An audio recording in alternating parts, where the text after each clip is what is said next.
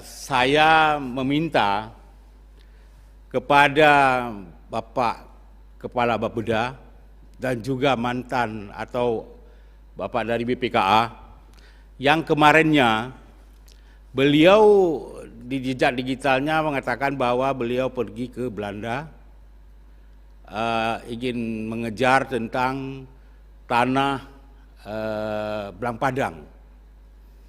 Jadi ini juga saya meminta kepada Bapak Bapeda, Kepala Bapeda dan Kepala BPKA untuk menjelaskan kepada publik apa yang dia kejar di sana.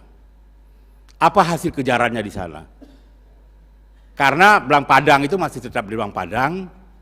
Apakah memang kayak seperti film Dono itu kejarlah daku kau kutangkap.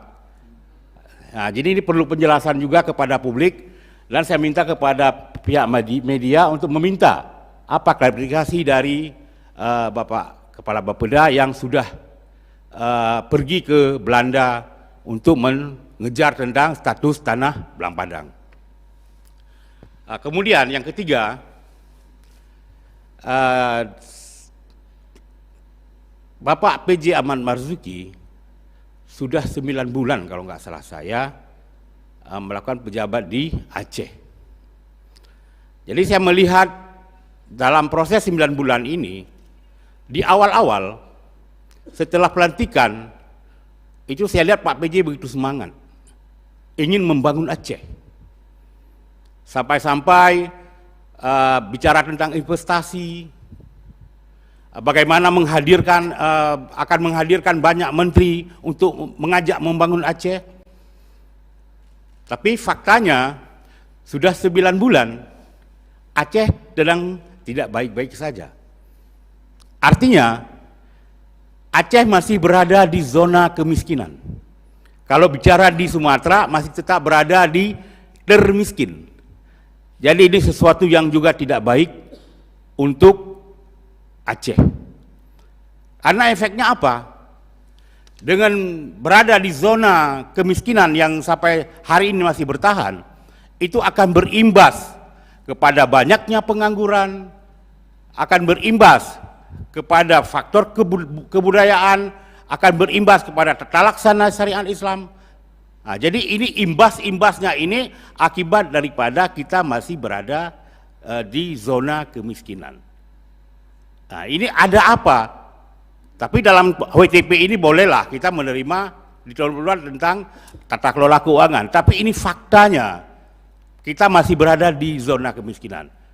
Jadi untuk ini saya meminta kepada pimpinan dan para wakil pimpinan DPRA dan juga kepada semua praksi yang ada di DPRA ini untuk mengevaluasi kinerja daripada Pak Ahmad Marzuki sebagai PJ di Aceh.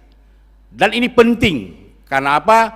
Sudah 9 bulan seakan-akan pemerintah Aceh sekarang berada dalam stagnan. Sudah 9 bulan juga Pak PJ belum melakukan pergerakan di bidang pemerintahan dan sampai hari ini ada 14 SKPA kalau nggak salah saya itu masih dalam status tidak definitif. Jadi ini juga akan mempengaruhi tentang kinerja daripada pemerintah kita, Aceh itu sendiri. Jadi ini saran saya kepada para pimpinan dan kepada anggota DPRA untuk kita melakukan evaluasi dan meminta kepada Presiden Jokowi untuk melihat tentang tata laksana pemerintahan di bawah PJ Ahmad Marzuki di Aceh. Demikian, lebih kurang saya minta maaf. Assalamualaikum warahmatullahi wabarakatuh. Ada beberapa hal, tapi saya sebutkan 2 saja.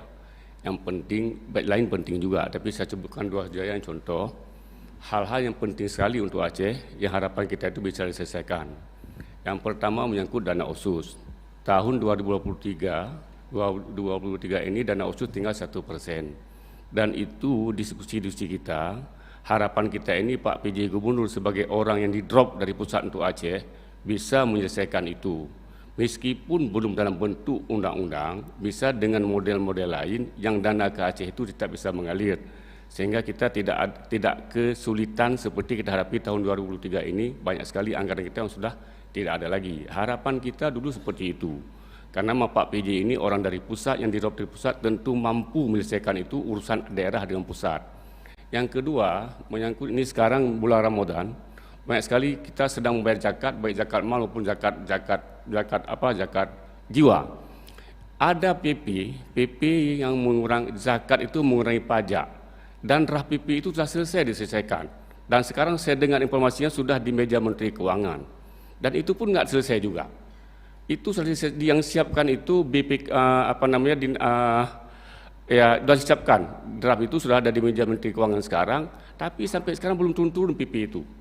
Jadi harapan kita dulu, saya pada Pak PJ Gubernur ini berharap banyak.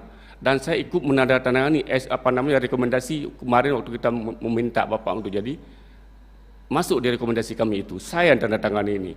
Dan saya berharap banyak pada Pak PJ Gubernur ini selaku orang pusat yang bisa menyelesaikan berbagai persoalan antara Aceh dengan daerah. Dan ternyata sampai sekarang nggak ada. Harapan saya itu tidak ada kenyataan.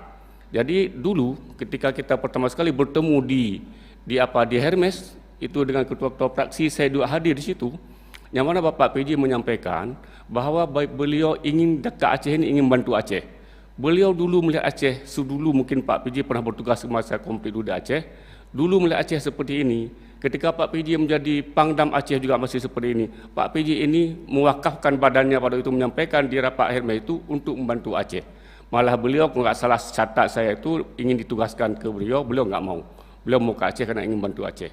Jadi oleh karena itu, apa yang disampaikan oleh yang terhormat sahabat kami itu Pak Tengku Wan, ada benarnya. Oleh karena itu, kita berharapan banyak, ternyata tidak mendapat kenyataan. Saya juga orang yang sangat merasa kecewa karena saya ikut menandatangani rekomendasinya.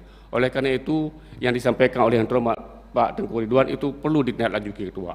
Terima kasih, 2 saja itu belum selesai, penting untuk Aceh. Oleh karena itu, saya mendukung pendapat yang terhormat yang terhormat Tengku Ridwan, itu perlu ditindaklanjuti agar jangan sampai Aceh ini terus-menerus terpuruk.